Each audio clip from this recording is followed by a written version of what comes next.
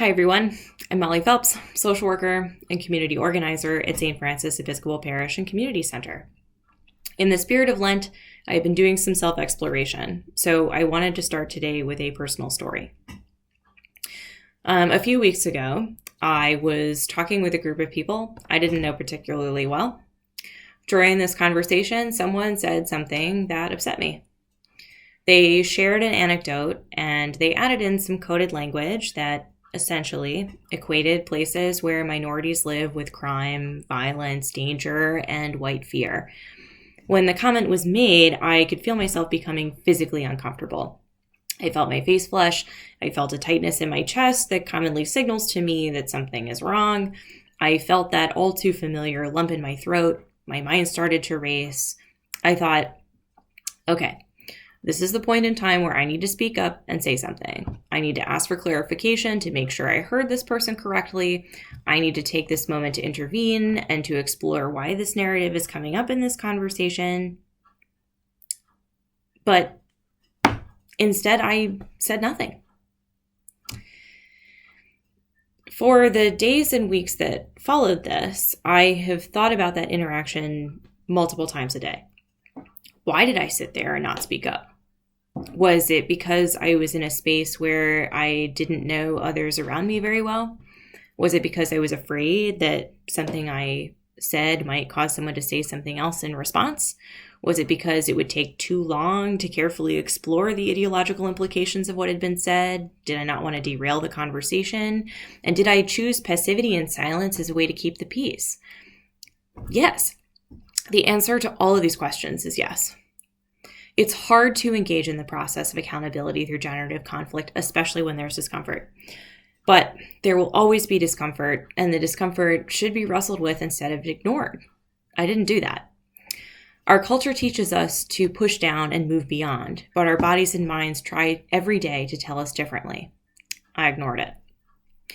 It can be especially hard when conflict surrounds something that we feel is deeply entrenched in how we've come to know the world or believe the world to operate. I've shared before about how navigating conflict can be challenging when a person causes hurt or harm because they can have a fear of being punished, of losing belonging, or feelings of guilt and shame. I'm sure you know by now that I'm deeply committed to changing the culture of groups to embody new ways of engaging with hurt and harm to allow for conflict to happen in a way where those feelings don't have to lead to actual loss of belonging or further perpetuation of harm.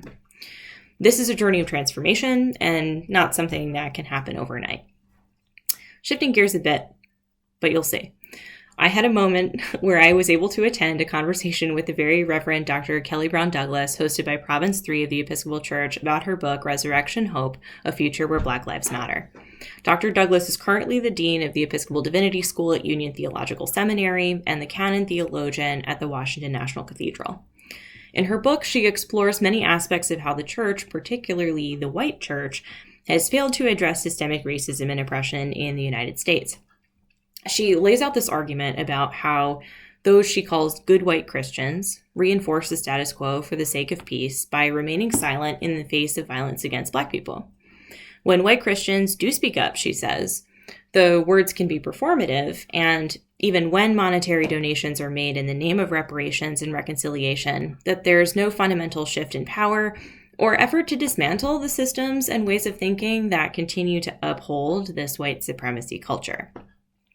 She talks about two ideas: the moral imaginary, in which our culture finds itself trapped in an anti-Black white gaze, and the social, cultural, epistemological privilege of whiteness. What she means by this is that the United States is so entrenched in an anti-Black narrative and knowledge set that views whiteness as superior that we don't even think about this reality because we're taught to believe that it's inherently true through every system, every power relationship, and our historical context. I want to take some time to explore this because what she's talking about here is ideology. In order to understand ideology, I find it helpful to start with 4 categories of how assumptions and beliefs are understood. The first category we'll call the known knowns. These are things that we're aware of and understand, like that water is wet, and if we fall in a lake, we'll probably ruin our phone if it's in our pocket. This can also be something like the fact that there are rules and laws that must be followed. We know if we break the law, there will be consequences. But if we think about it more, it becomes a little more complicated. The second category we can call the known unknowns. These are the things that we know and are aware of, but we might not understand. This category could include things like, all right, well, maybe my flight might get delayed if the weather's bad, but we can't know that for sure. Or we might encounter traffic on a road trip. The third category holds the unknown unknowns. These are things that we aren't aware of and can't understand, and therefore we do not consider them when making a decision. An example might be that we couldn't predict the future, and sometimes with clients, I ask them to focus on the things that they know and can control so that they avoid catastrophizing about the future that they aren't certain of. The most important category here contains the unknown knowns. Okay, unknown knowns are things that we don't know that we know. These can be things like rules of language. They tell us what grammatically we can and cannot say in our native tongue, like the use of conjunctions in English, for example. They can also be unconscious prejudices and understandings of how we believe the world to operate. An example of this might look something like, I should lock my car door while I'm in this neighborhood. They can be dominant messages given to us by those who are in charge. This includes things like, the government can't just give money to poor people, there has to be means testing. They also encompass things that we don't question and believe to be inherently true within our cultures. This might look like the belief that humans are inherently monogamous or that there are only two genders. Unknown knowns can also look like knowing where you are in the hierarchy and how this impacts your behavior. If you're white, it might mean that you're not afraid when you're pulled over by the police if you've been driving over the speed limit or if you have a taillight out. Unknown knowns are essentially ideology.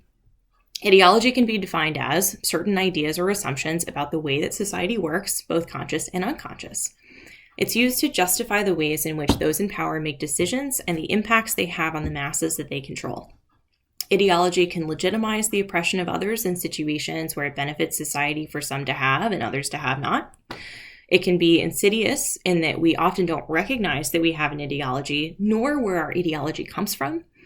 Those who are in power can weaponize it to remove responsibility from themselves and from society at large by placing the blame for problems on an individual or on a group of individuals. What can be most troublesome about ideology is that it is often confused for identity. This is because it is literally built into our culture and the structures of our society. For example, I'm pretty sure that when I said white supremacy culture earlier in this video, that some of you might have stopped listening. I get it.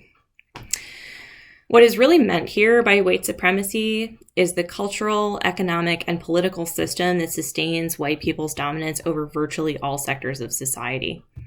Sometimes when white people hear white supremacy, their reaction is to say, that couldn't possibly be me.